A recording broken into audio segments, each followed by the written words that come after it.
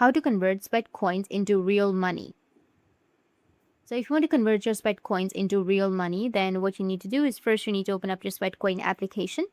In the Sweatcoin app, at the top right, you'll see a total amount of Sweatcoin that you have saved up.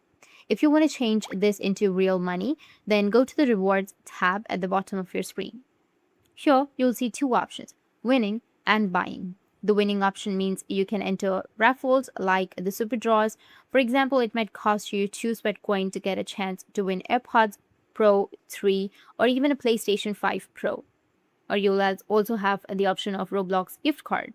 These offers are updated from time to time, and one that usually stays for a long time is the scratch cards option. You can buy scratch cards and have a chance to win a gift card there. Now, if you want to actually convert your Sweatcoin into a real value, then click on Buy in this section, which will be in the top. You'll find different gift card options.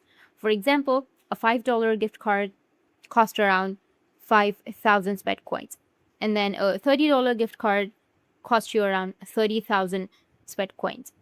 You can choose from Amazon, Spotify, Google Play, and many more gift cards.